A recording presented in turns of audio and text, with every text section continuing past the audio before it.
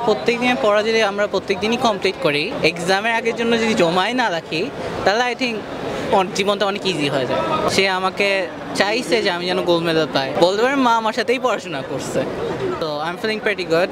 Gold medalist পাওয়ার ব্যাক অনুপ্রেরণা হচ্ছে আমার মায়ের কাছ থেকে। আমার মা আগে সে টিভিতে দেখতো যে অনেকেই গোল্ড মেডেল পাচ্ছে, সে আমাকে চাইছে যে আমি যেন গোল্ড মেডেল পাই। এই জন্য রাত জাগা থেকে শুরু করে সব কিছু আমার মা আমার সাথে একসাথেই করছে। বলতে পারেন মা আমার সাথেই পড়াশোনা করছে। আসলে এটা সম্ভব হচ্ছে প্রত্যেক দিনের পড়া যদি আমরা প্রত্যেক দিনই কমপ্লিট করি, এক্সামের আগের জন্য যদি জমাই না রাখি, তাহলে আই থিঙ্ক জীবনটা অনেক ইজি হয়ে যায়। এইটা একটা বিশাল অর্জন এবং অনেক পরিচিতি পাওয়া যায়, এবং যখন মানুষ পায় তখন খুব খুশি হয়। প্রত্যেকদিন পরে প্রত্যেকদিন শেষ করে আর এক্সামে যেন টপ করার চেষ্টা করে।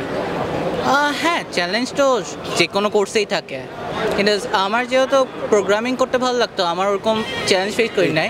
বাট অ্যাকচুয়ালি আমার অন্য কোর্স যেরকম জিইডি এগুলোতে একটু চ্যালেঞ্জ ফেস করছি। মার সাপোর্ট এবং টিচারের সাপোর্ট, অ্যাকচুয়ালি আমাদের অফিস আওয়ারটাও থাকে, টিএ দেওয়া থাকে, সো ইনাদের কাছে গিয়ে সলভ করে নেওয়া, প্রবলেম হলে ডিসকাস করা, দ্যাটস হাউ আমরা ভালো করি।